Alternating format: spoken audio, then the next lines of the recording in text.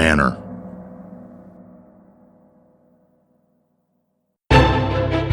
Visit Manor Entertainment's official website and social media. Our official website is manorhq.com. Follow us on Twitter at officialmanor. We're on Instagram at Manor Entertainment. And our YouTube channel is listed under Manor Entertainment, where you'll find many of our features currently playing. Again, visit our website, manorhq.com. Follow us on Twitter at officialmanor. Follow us on Instagram at Manor Entertainment, and subscribe to our YouTube channel listed under Manor Entertainment. As always, share with others and spread the word. Have you subscribed to Manor Post?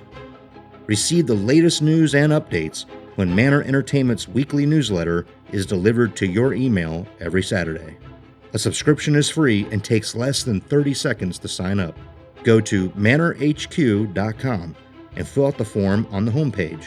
Join the rapid growing list of Manor Post subscribers by requesting your weekly delivery today. Sign up at manorhq.com. That's manorhq.com.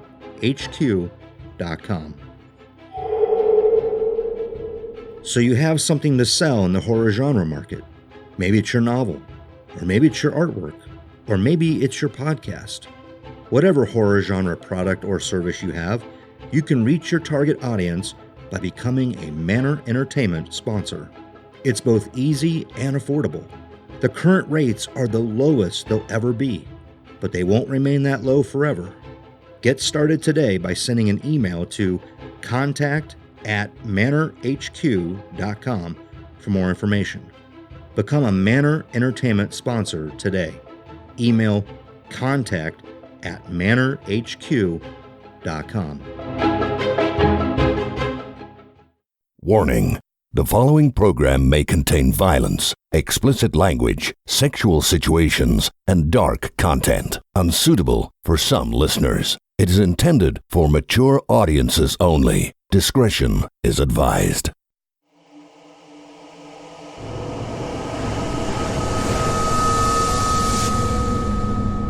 Presented in cinematic audio.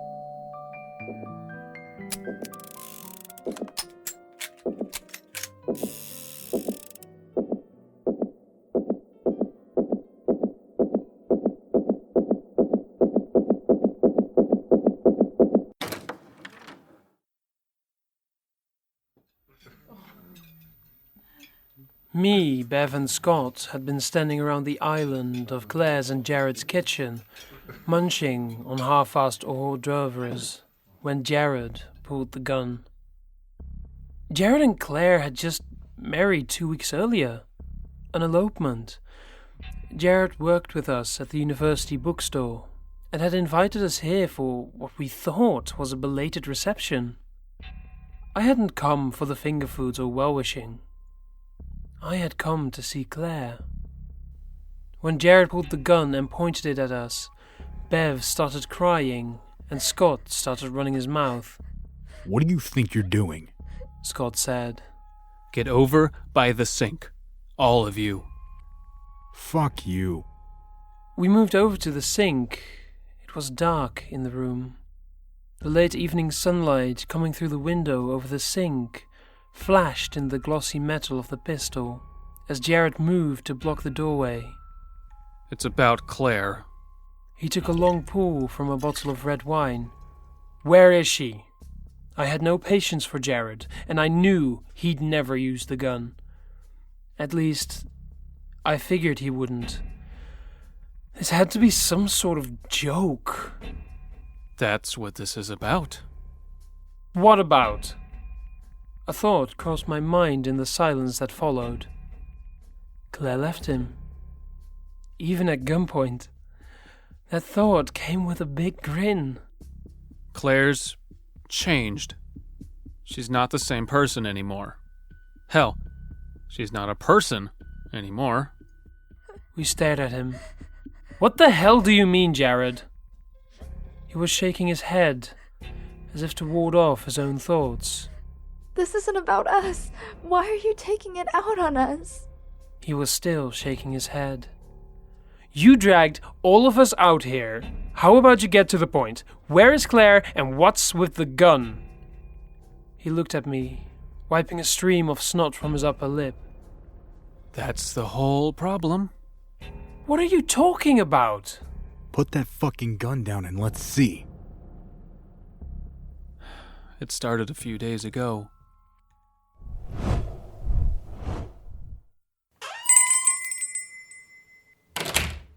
Claire ran her own veterinary clinic and was coming up on the end of another 16-hour day when the old man walked through her front door.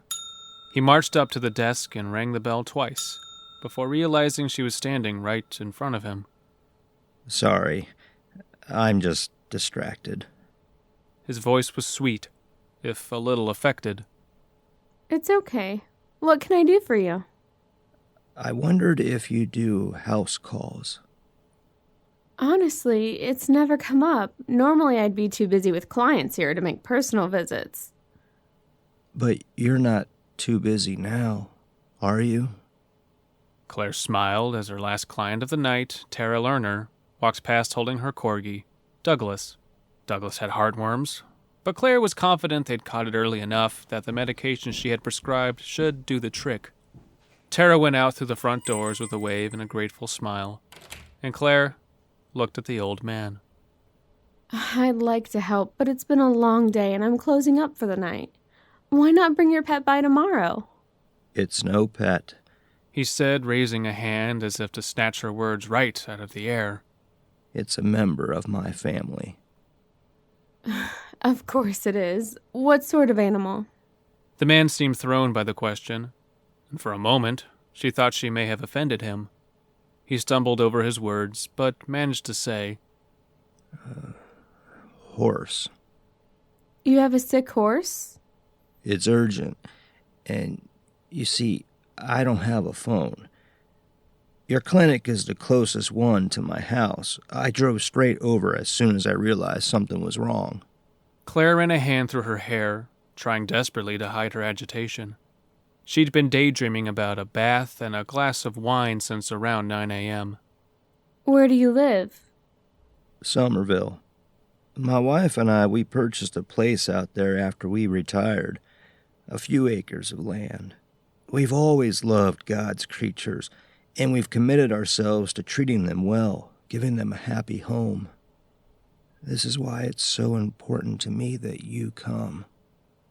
There was something about this man. His voice rang with sincerity, but there was more to it. He reminded her of her own grandfather. He'd been a bit eccentric, developing an infatuation with baseball cards in his declining years, just before dementia had taken him. She guessed it made sense that a person might try to cling more firmly to something of earth as they edged closer toward death. Tired thoughts were often morbid ones. Of course. Let me grab my purse and I'll meet you outside.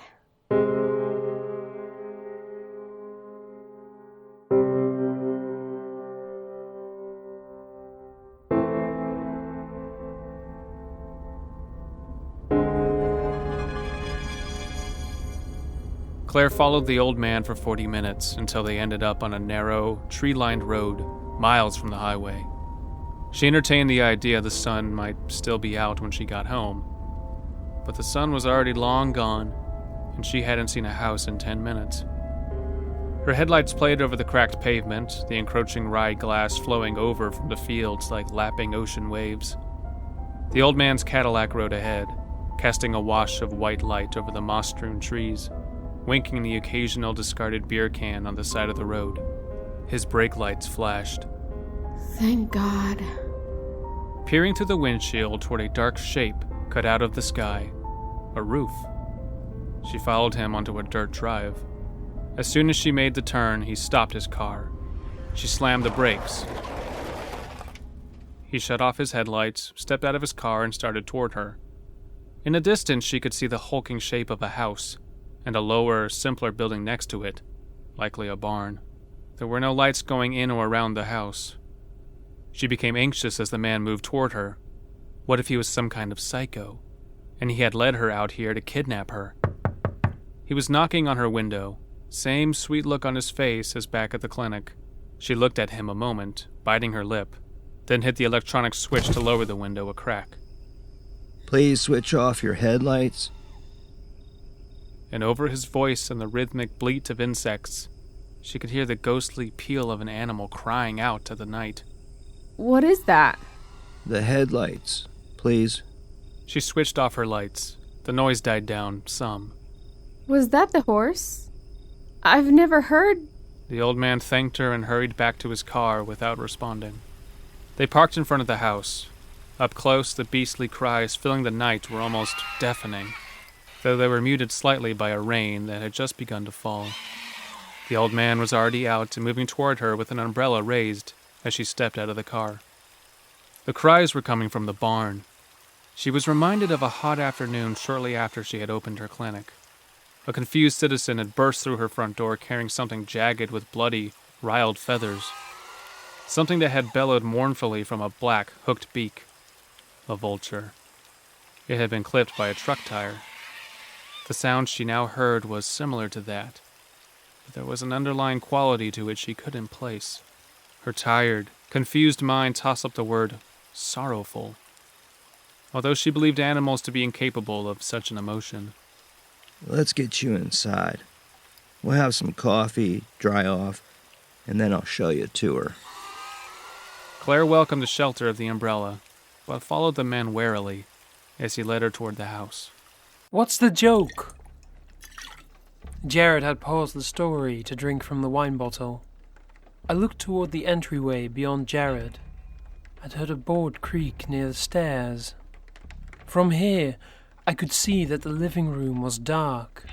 A silver blade of light from a street lamp arched down the curtains over the front window. So when does Claire jump out in white face paint? Claire's not home yet.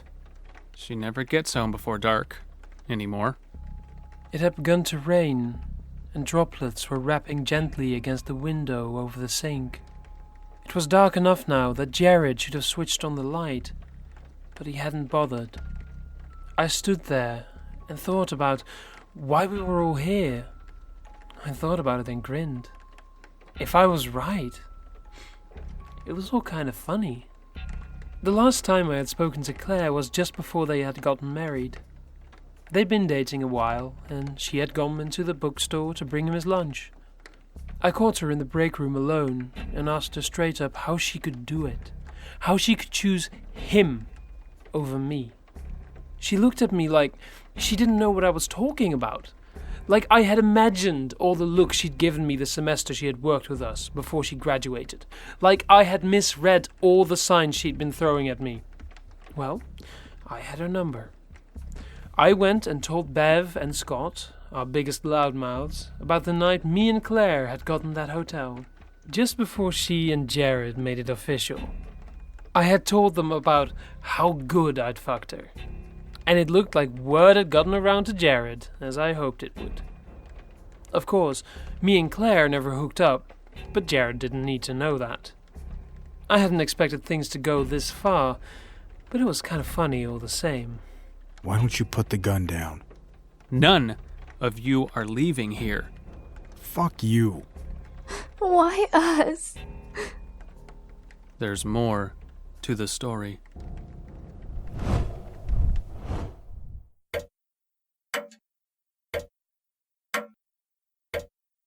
The old man's house was cramped with poorly arranged furniture, piles of laundry and dirty dishes. Figurines of animals lined the mantel, the end tables, the coffee table, and every other flat surface within view. She moved to the living room carefully, eyeing the figurines as if they fascinated her. In reality, she was wishing she had never come. Sit where you like. I'll brew some coffee. She offered a smile, and he moved into the kitchen. Cabinets slammed and dishes clattered as he worked. With the old man no longer watching her, she focused her attention on the figurines lining his mantel. Most of them were shaped after predators of all types, carved from wood and polished to a shine. But what caught her attention, and held it, was something housed in a glass case in the center of the mantel. It had the head of a beautiful woman, long white blonde hair, full exposed breasts. Fragile white shoulders sloped gently down until the flesh changed. Now there were black feathers, and where her arms should have been there were bird wings. The wings were opened out at her sides, giving a cape effect. The plane of her flat midriff went from a snowy white to the black of more feathers. Her legs were sickly thin and the knees bent backward. Her feet were long and narrow, talons arcing from the toes, gripping the earth. She was posed, as if ready to take flight. By the set of her eyes, she had spotted a meal. My favorite. She jumped. So sorry. He said, handing her a steaming mug of coffee. He had one for himself. I saw you looking and didn't want to interrupt you. I used to stare at her much the same way. She looks remarkably like my late wife. Claire sipped her coffee, tried to keep her voice even. Your wife?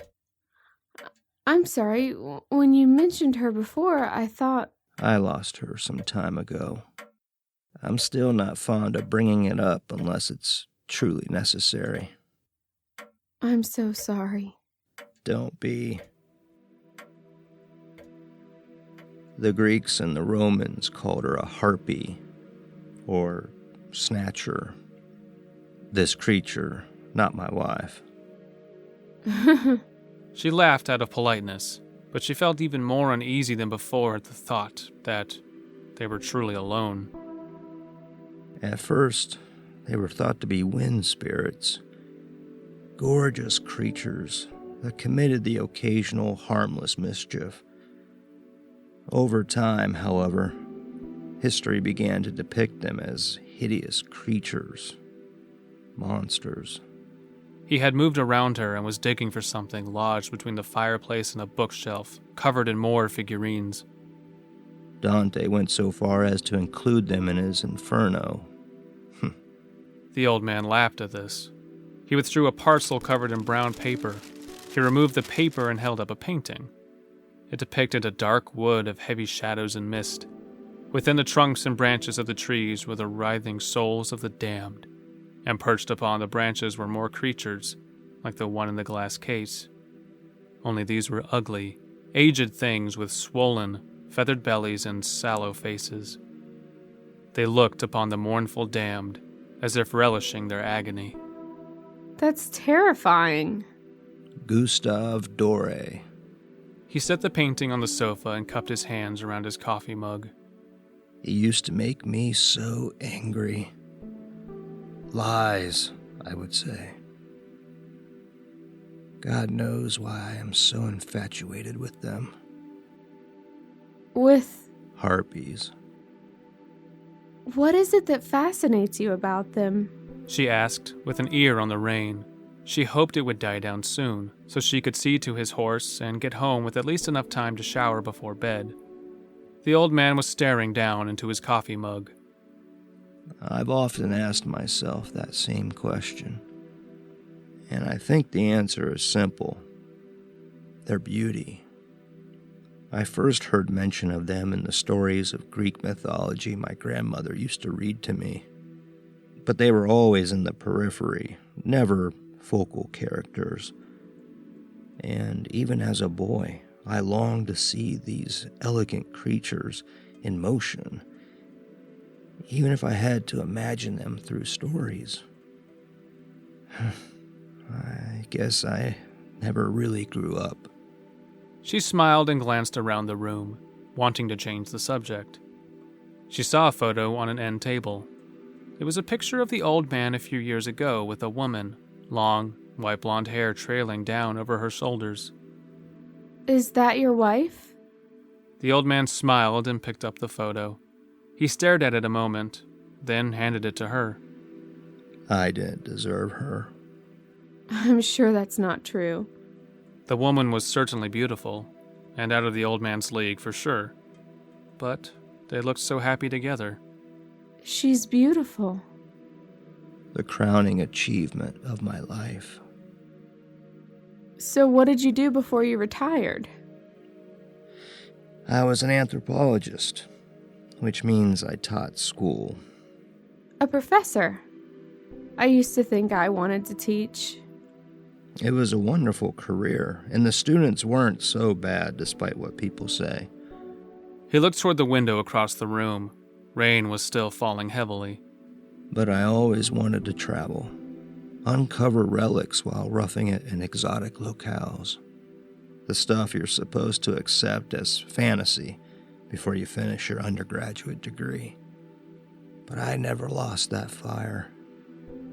Even after I blew my one shot at fame, at proving my true thesis. Thesis? I'm sorry. You're not here to listen to my sad story. No, go ahead. Rain, rain, go away. If you haven't guessed it by now, I have an unusual love for the unusual. Cryptozoology is not considered a credible science. Let's just say I took a sabbatical trip to Greece under the pretense of doing credible research. But I went there for a very different reason. You were looking to prove the existence of harpies? When you say it aloud, I can understand why they withdrew my funding. I was lucky they let me hold my teaching position after they found out. I published a boring article here and there, and let them tell jokes about me in the hallways. I'm sorry, that sounds awful. She looked toward the window. It was still raining. She was stuck here with a nice old man who believed in half-woman, half-bird monsters. She was tired, but not so tired she couldn't acknowledge that in her mind and worry about it. Please don't be sorry. It was a long time ago, and my wife and I managed to carve out a very pleasant life. You do have a wonderful home. She discreetly checked her watch. I'm keeping you. No, I just realized I forgot to call my husband. He probably thinks I'm in a ditch somewhere. Why don't you call him now? When you're done, we can brave the rain, you give my horse a quick look, and have an old man in your debt for the rest of his life. I heard a door open beyond the entryway. The air shifted, as if someone had just entered the house, but the sound came from upstairs. Jared stopped the story. "Claire?" Back, against the counter. He raised the gun. I heard the sound of something heavy being dragged along a wall upstairs. It was loud a moment, then cut out. "Claire, is that you?"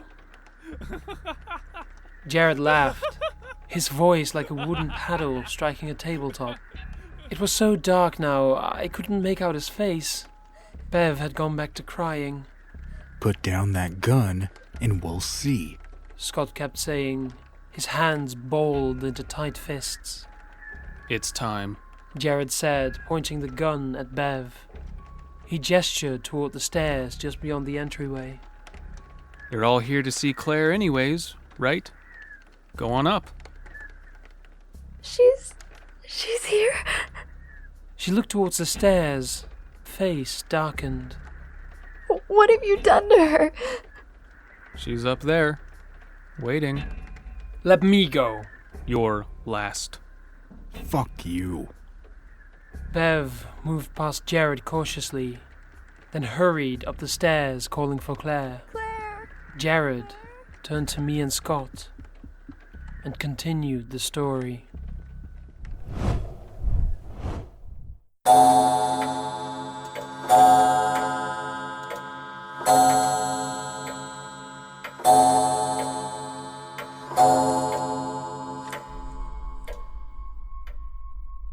The old man went upstairs to change into more comfortable clothes and left Claire in the living room to make her phone call. After she hung up and slipped the phone into her pocket, the silence of the room settled on her, the deep sense of isolation.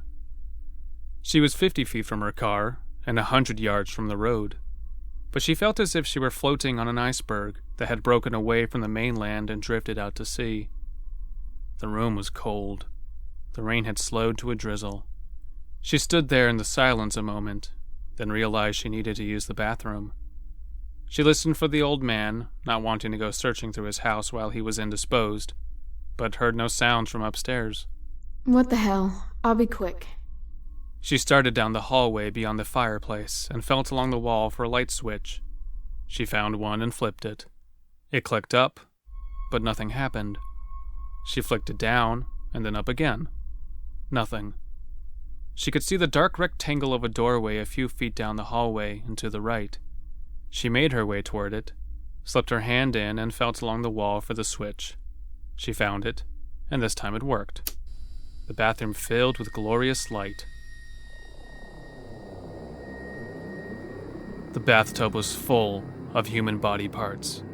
A man's leg stuck up from the pile, the foot flat and pointing outward like a flag. About it was a tangle of arms and legs and hands and feet. Coils of pink viscera snaked through a pool of chunky blood. Blood had spilled over the side of the tub and onto the floor. She was standing in blood. When she pulled back her foot, there was a sticky sound. There was a man's head in the sink. He had light brown hair, almost blonde. There was a flesh-colored mole under the ridge over his right eye. His mouth was open, revealing starkly white teeth. She likes them clean. Claire turned around and looked at him. He was aiming a revolver at her. In his other hand was a spear. She stood still, her hands folded in front of her, as if in church. Her body had gone numb. I found, too, that if I cut them into pieces, they last longer. You put a whole man in front of her, she'll eat him just because he is there. Then I have to go find more. What about your horse? Her mind was empty of all thoughts. That was a white lie to get you here. I knew you wouldn't come if I told you the truth. You lied. She said it the way a heartbroken child would say it. A white lie. But she is sick. I know you can help her. You helped a dog of mine once. I saw the way you handled him. The way you talked to him. You have a wonderful way with God's creatures. Come on, let's go see to her. Then you can get home to your husband. Claire followed him down the hallway and out the door. As she walked on numb feet, she thought of the sound she had heard coming from the barn. Those bird-like sounds. Under the pretense of doing credible research. Sorrowful. That was the word that had come to her when she heard those terrible cries. Sorrowful.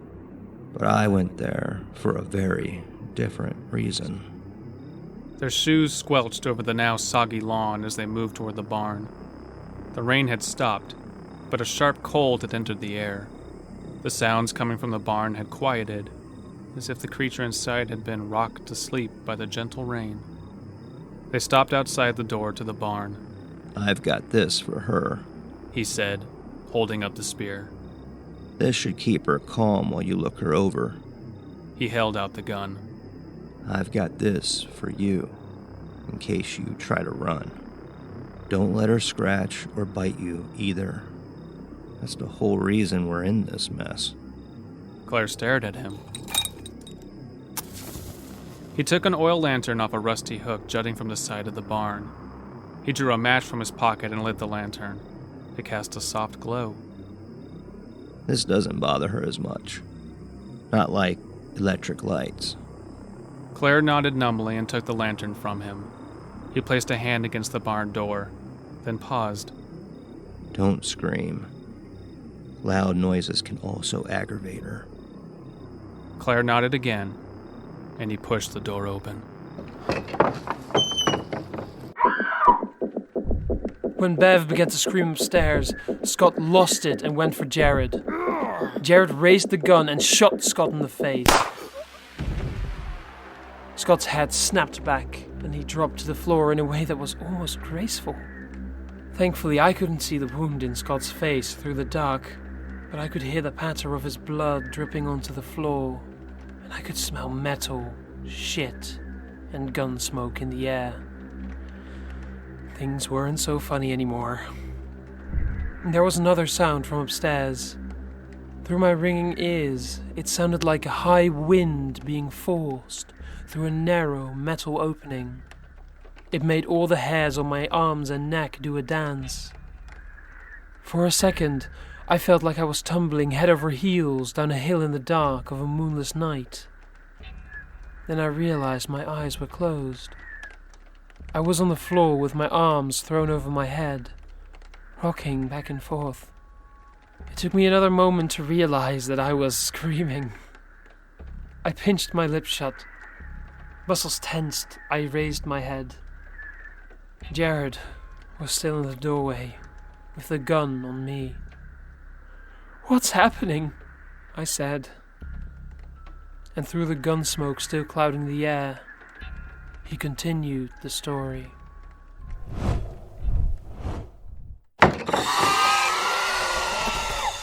The hinges of the barn squealed as the old man pushed it open, and in response, horrible cries issued from within.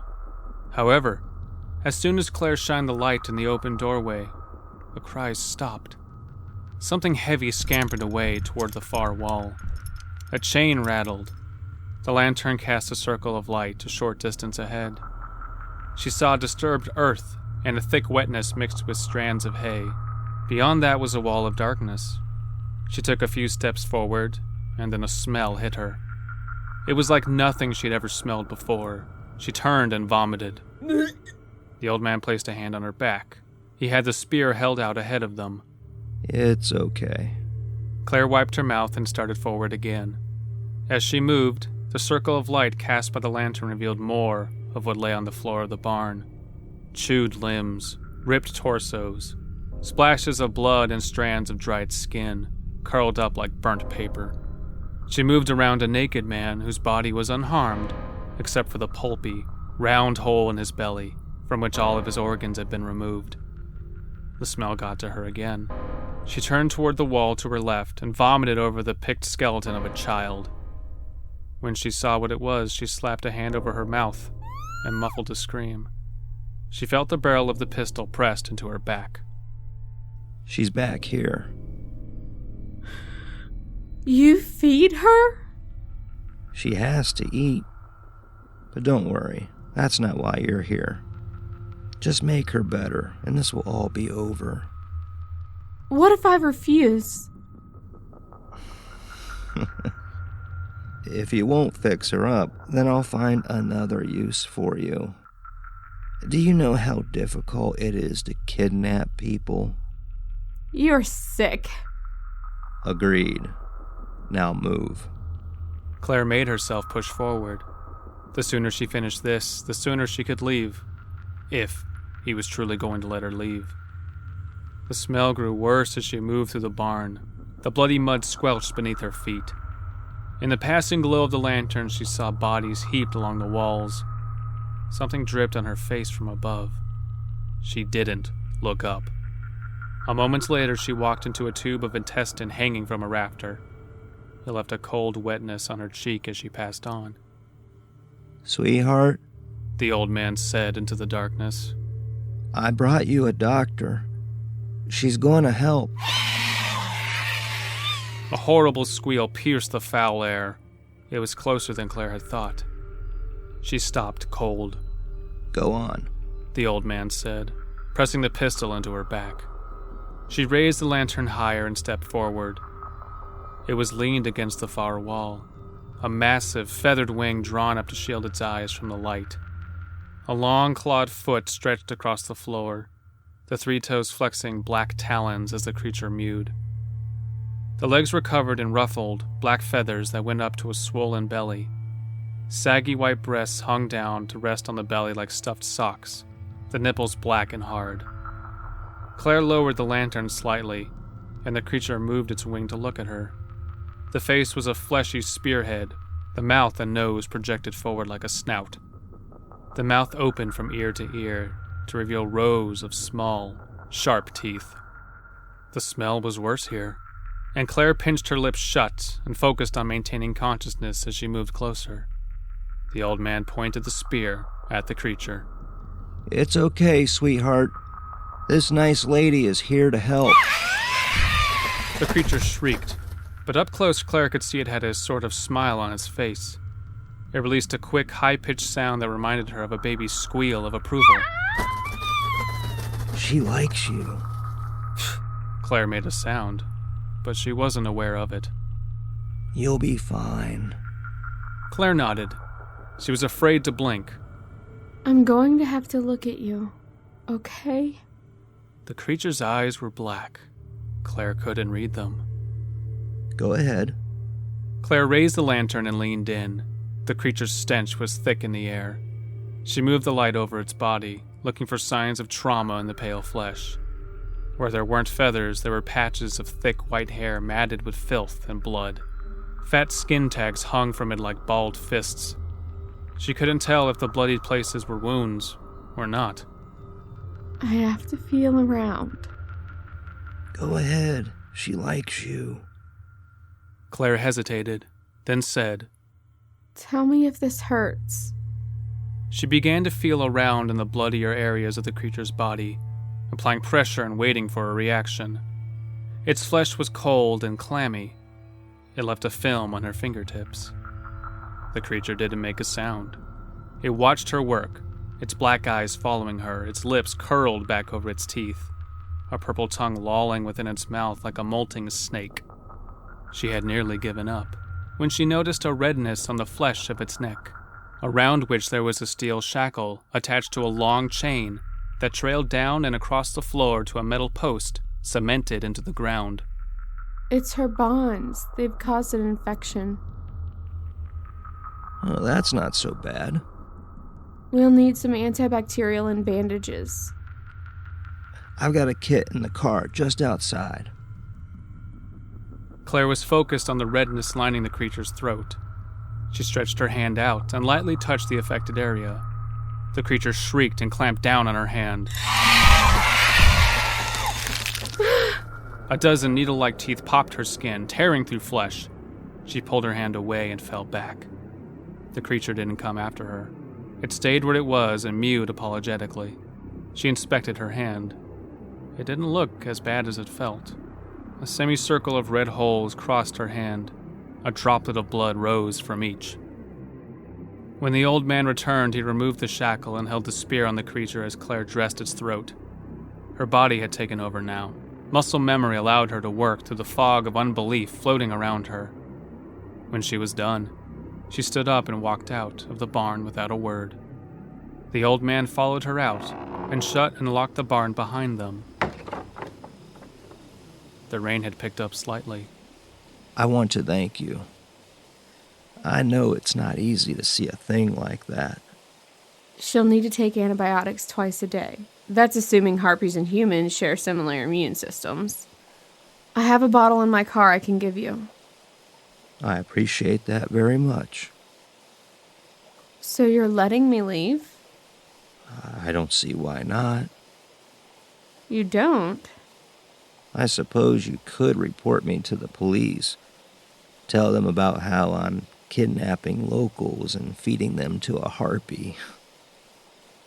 I will certainly keep my ears open for approaching sirens. I could leave out the part about the harpy. All of this will be gone soon. Once she's better, she'll take care of the evidence fairly quickly. Can you answer me something? I say you've earned it. You told me not to let her bite or scratch me. Why? My wife was bitten in Greece. Claire stared at him, waiting for him to elaborate, but her heart began to race. The old man shrugged. Well, you saw her. She look all right to you?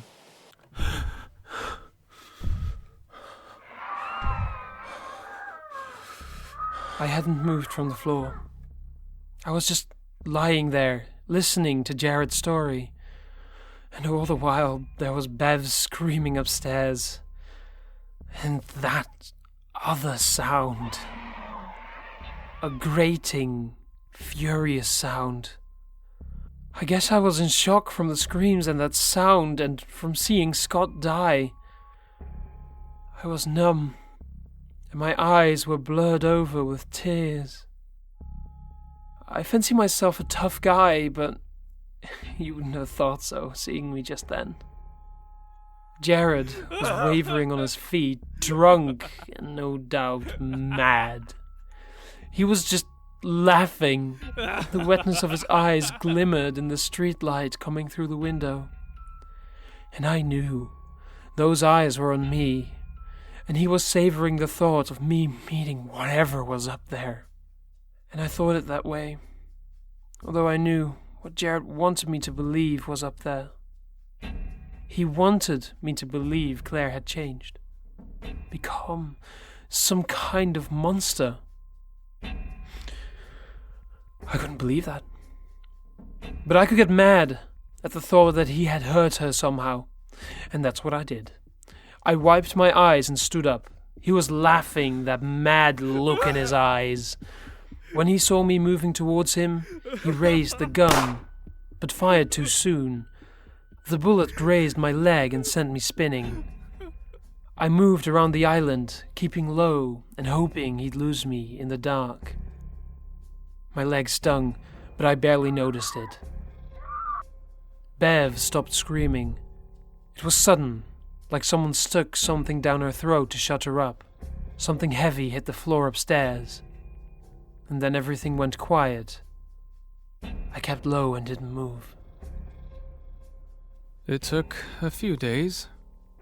She got so sick, but refused to go to the doctor. He was pacing and allowed his feet to drag over the floor. I moved around the island, keeping it between us. I didn't understand why. She couldn't go to work. Then she couldn't get dressed. And then she couldn't get out of bed. She made me staple blankets over the bedroom windows. I had to keep all the lights in the house off. He had stopped moving. I stayed where I was and listened. Her skin started to flake away. My wife's face peeled off. I collected the peels in a bowl and covered it with plastic wrap and put it in the fridge. I thought, I don't know, they could reattach it or something. That was when I told her I was calling the doctor. And she made me sit down and told me the story I just told you. I didn't hear the shuffling of his feet anymore, but his voice had drawn closer on that last line. I slowly reached over the island, feeling for the knife he'd used to cut cheese for the hors d'oeuvres. Nothing. His feet slid over the floor. He was moving around the left. I quietly moved right, staying low. I felt around the edge of the island as I moved, looking for the knife. I'm not going to kill you. I found the knife. His feet shuffled. I'm going to let your lover... His voice was right above me. I jumped up and thrust the knife towards the sound. It slipped into something soft, and a hot wetness flowed out over my hand. Jared made a quick, choking sound, and a warm mist settled over my face. I licked my lips and tasted iron. He tried to say something else, but his mouth wouldn't work. I could see the glint of his eyes in the light from the window, but it was different now. The madness was gone, and all that was left was how it looked when Jared got sad. A look he'd worn to work every day until the day he landed Claire instead of me. It was good to see that look again. I enjoyed it for a second, then noticed movement to my right. A flash of blonde hair in the dark, a rush of disturbed air. Then, nothing. I didn't move. I was still staring at the doorway where I'd seen the shadow when I felt heat on my neck. A soft breath moved my hair, and then the sound came, inches from my ear. My legs went numb, and I dropped to the floor and twisted away from the sound. I crab walked towards the kitchen table. Blood was pouring out of my ear and a loud bell rang inside my head. The shape moving toward me couldn't be Claire. Claire had always been a finely built, athletic woman, trim and classically beautiful. This was the creature from Jared's story. As it passed through the light from the window, I saw the sharp angle of the face, a set of black eyes. Claire? Claire didn't answer. I got to my feet and ran around the kitchen table. I picked up a chair and jabbed at it with the legs of the chair as it came after me. Shrieks filled the room like waves of heat moving through my head. The air was thick with its smell, with the misty tang of its breath. I moved around the table, screaming. I pissed myself. I thought of my mother. I called for her as the thing shrieked at me. It overturned the table, swept the chairs out of the way with one massive swing. I fell against the wall, the chair forgotten. It stood over me, and I waited to be eaten. I was looking forward to it, in fact. Not the pain, but the release. I couldn't move past this. No one could, but me, especially. I was in love with the woman this creature used to be. That woman was gone. I had nothing else. I closed my eyes.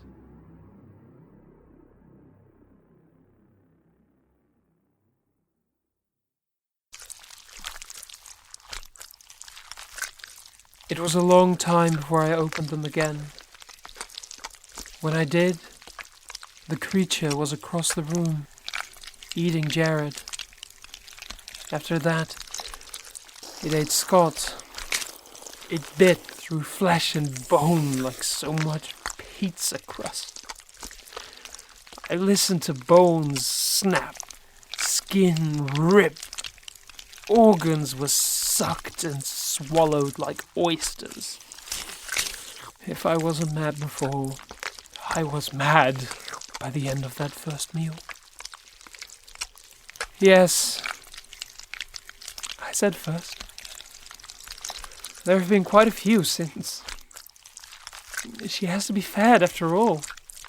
The old man and Jared both knew that. And now I know it.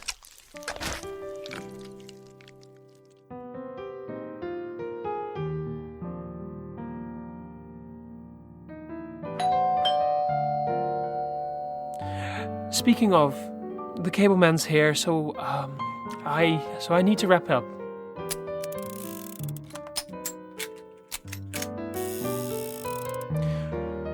We don't have cable, but he doesn't know that. The sun's almost gone down, and it's about dinner time.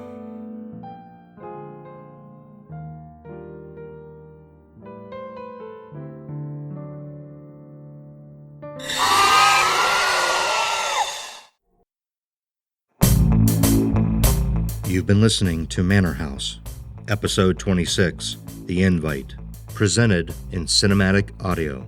Subscribe to this show and leave a rating, a review, and general feedback wherever you're receiving this program. Share with others on social media and at home. Your feedback, as well as sharing with others, helps grow and continue future productions. Credits. This episode was originally recorded and produced in 2016. Performances by Aiko as narrator, Christopher Ford as Jared, Tisha Boone as Claire, Rock Capuano as Old Man, Dustin Davis as Scott, Josie Cage as Bev. Story by Dominic Stabile. Directed, produced, edited, and scripted by Rock Capuano. Audio and sound design provided by EttalSFX. Music by Doug Maxwell, Jazzer, John Ballas, Miyu, and Puddle of Infinity. Additional music by DL Sounds. Theme song by Alan Postscript, based on The Shining by the Angelas. Cover art by Ashley Erickson and B.R. Guthrie. Manor House was created by Rock Capuano. Manor House is a Manor Entertainment production. The story, all names, characters, and incidents portrayed in this production are fictitious. No identification with actual persons, living or deceased, places, buildings, and products is intended or should be inferred. This production is property of Manor Entertainment, LLC. No portion of this production may be reproduced or used by any means without the proper written consent of Manor Entertainment, LLC. This production is protected under the copyright laws of the United States and other countries throughout the world. Country of first publication, United States of America. Any unauthorized exhibition, distribution, or copying of this production, or any part thereof, may result in civil liability and criminal prosecution. Copyright 2019, Manor Entertainment, LLC.